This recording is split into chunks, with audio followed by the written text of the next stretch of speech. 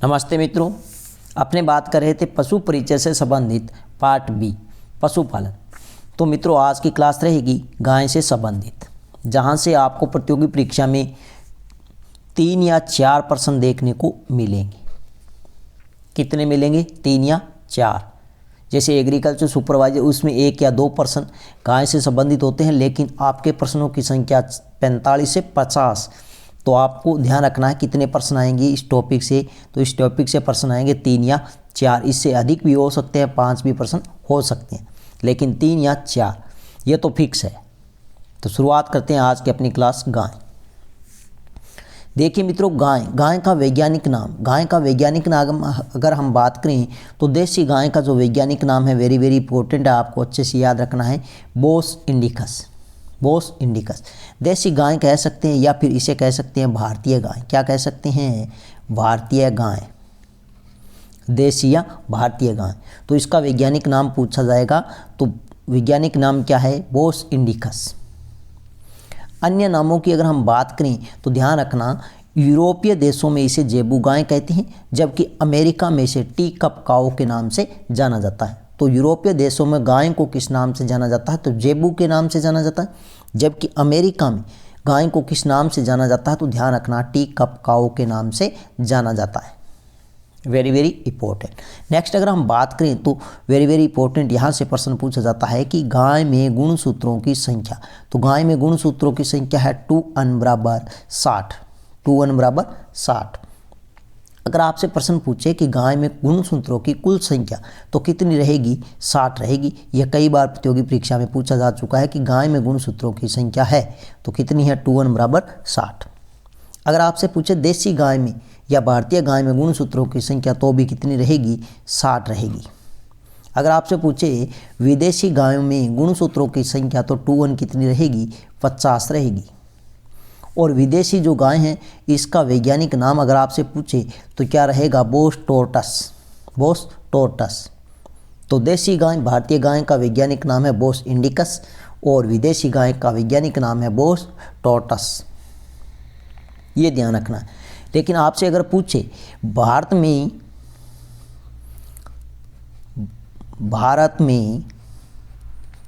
मान्यता प्राप्त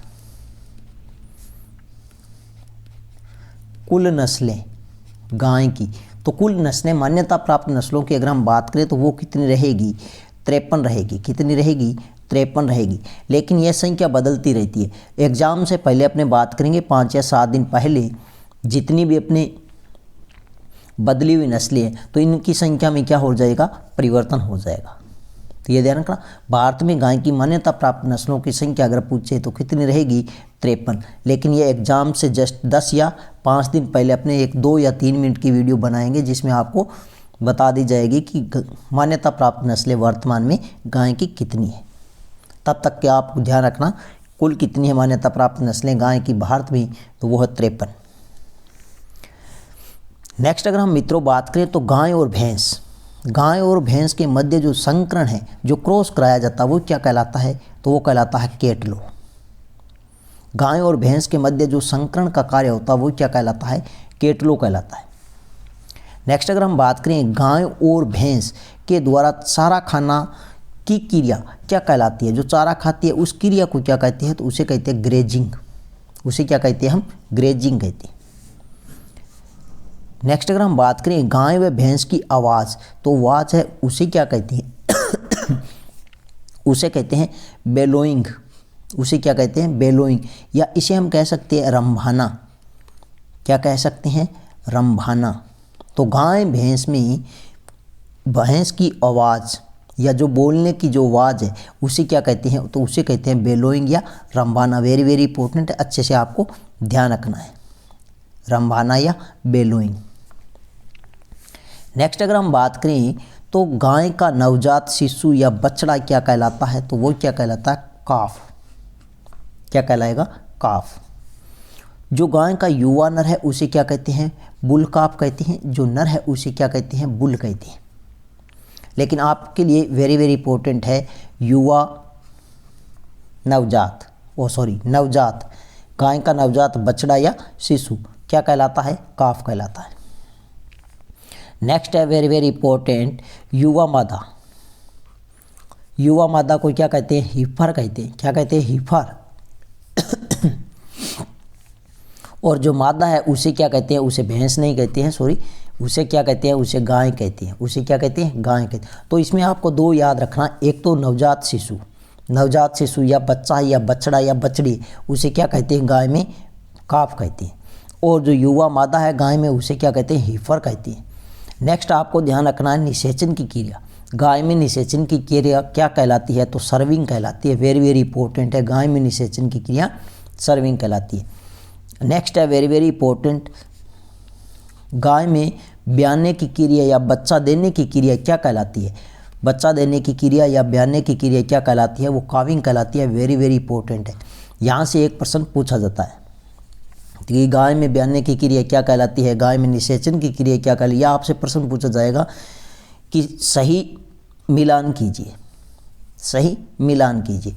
तो आप प्रश्न पूछा जाएगा कि गाय में निषेचन की क्रिया क्या कहलाती है। निषेचन की क्रिया आगे क्रॉस में हो जाएगा काविंग या फिर सर्विंग। तो आपको सही मिलान करना है। इससे प्रश्न ज़्यादा पूछे जाते हैं, तो इसका अच्छे से आपको ध्यान होना चाहिए।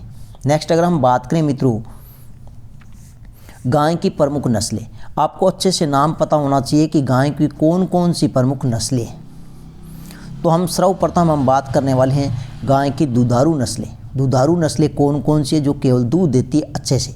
तो एक तो आती है सिंधी, और नंबर 2 है साहिवाल, नंबर 3 है गिर, नंबर 4 राठी और नंबर 5 देवनी। तो सिर्फ आपको दुधारू नस्लों के नाम याद रखने कितनी हैं? 5, सिंधी, साहिवाल, गिर, राठी, देवनी।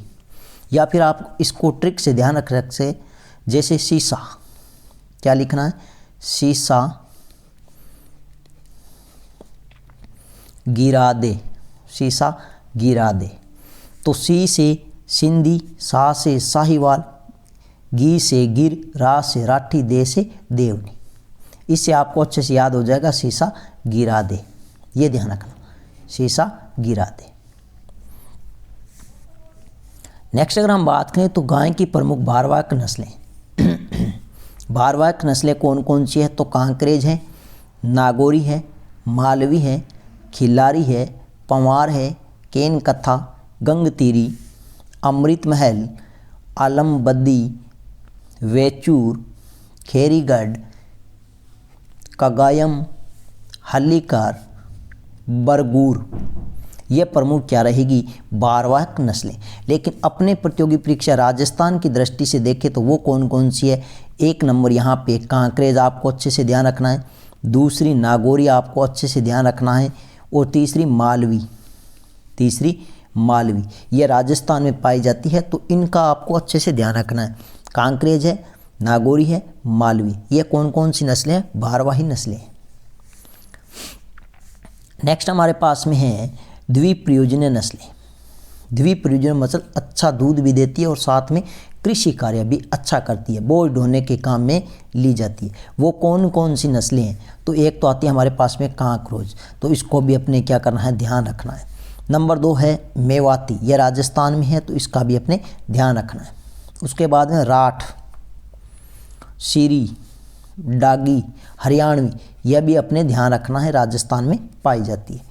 कृष्णावेली, निमाड़ी, यह भी अपने को क्या रखना है? ध्यान रखना है। ये क्या है? द्विप्रयोजनीय नस्ल है। थारपारकर, यह वेरी वेरी इंपॉर्टेंट है, इसको तो अच्छे से याद रखना है। सबसे अच्छी भारवाही नस्ल है, तो ये यहाँ पे लिख देता हूँ मैं, सबसे अच्छी, सबसे अच्छी भारवाहक नस्ल, द्विप्रयोजनीय नस्ल, सबसे अच्छी द्विप्रयोजनीय नस्ल। तो ये ध्यान रखना, सबसे अच्छी द्विप्रयोजनीय नस्ल आपसे पूछे तो गाय की कौन सी रहेगी? थारपारकर। नेक्स्ट है गावलाव और अंगोल, ये प्रमुख क्या है? द्विप्रयोजनीय नस्लें, जिनमें से आपको अच्छे से चार नाम ध्यान रखने। एक कांकरेज है, मेवाती है, हरियाणवी और थारपारकर है, और इसके साथ में निमाड़ी है। तो अगर आपसे पूछे गाय की सबसे अच्छी द्विप्रयोजनीय नस्ल है तो वो कौन सी है? थारपारकर है। कौन सी है? थारपारकर है। नेक्स्ट है हमारे पास में विदेशी नस्लें। विदेशी नस्लों की अगर हम बात करें तो Holstein Friesian, Holstein Friesian very very important है। आकार में सबसे बड़ी आकार की विदेशी नस्ल है वो कौन सी है? होलेस्टीन फ्रीजियन है। इसके बाद में ध्यान रखना जर्सी, उसके बाद में ब्राउन सीवस और आयरशायर है, रेड डेन है, गर्नसी है और शॉर्ट हॉर्न है। ये प्रमुख क्या है? विदेशी नस्लें गाय की। तो आपसे पूछा जाएगा प्रश्न निम्न में से कौन सी विदेशी नस्ल है या नहीं है। तो नंबर 1 हमारे पास में कौन सी है? होलेस्टीन फ्रीजियन है, जर्सी है, ब्राउन सीवस है, आयरशायर है और रेड डेन है, गर्नसी है और शॉर्ट हॉर्न है। ये थी आज की अपनी छोटी सी क्लास, लेकिन कल की जो क्लास रहेगी वो थोड़ी सी लंबी रहेगी, जिसमें अपने बात करेंगे गाय की प्रमुख नस्लें। जैसे अपने अभी बात की है कौन कौन सी नस्लें हैं, तो इनके बारे में जो भी इंपॉर्टेंट नस्ल है उनके बारे में अपने विस्तार से पढ़ेंगे। इसकी सींगों की आकृति कैसी है, पूंछ की आकृति कैसी है, दूध उत्पादन कितना है, इसका रंग कैसा है, इसका मुख कैसा है, कान कैसे है, पूंछ, सींग, तो मुख्य विशेषता इनकी क्या रहेगी, तो इसके बारे में पढ़ेंगे कल अपने। तो जहाँ से प्रश्न पूछा जाता है, जो आज की क्लास रहेगी इसमें से आपको 1 प्रश्न या फिर 2 प्रश्न देखने को मिलेंगे, ये अच्छे से ध्यान रखना। तो कल अपने बात करेंगे जैसे सिंधी है, इसका मूल स्थान कौन सा है? पाकिस्तान है। जैसे साहिवाल है, इसका मूल स्थान कौन सा है? तो इसका भी पाकिस्तान है। ठीक है। जैसे यह गिर है, यह राजस्थान में है, राठी है राजस्थान में है। ठीक है। और देवनी है, यह कहाँ पाई जाती है? तो यह महाराष्ट्र में पाई जाती है। ऐसे अपने बात करेंगे कल की क्लास में और इनकी विस्तार से चर्चा करेंगे। इनका रंग कैसा है, कान कैसे है, सींग कैसे है, पूंछ कैसी है, दूध उत्पादन कितना है, सबसे अधिक दूध देने वाली नस्ल कौन सी है, राजस्थान की दुधारू नस्ल कौन सी है, पूर्णतः रेगिस्तानी नस्ल कौन सी है, पूर्णतः राजस्थानी नस्ल कौन सी है, या फिर इनके उपनाम। तो कल की क्लास रहेगी थोड़ी सी लंबी। तो इसी के साथ में आज की अपनी क्लास यहीं पे करते हैं समाप्त।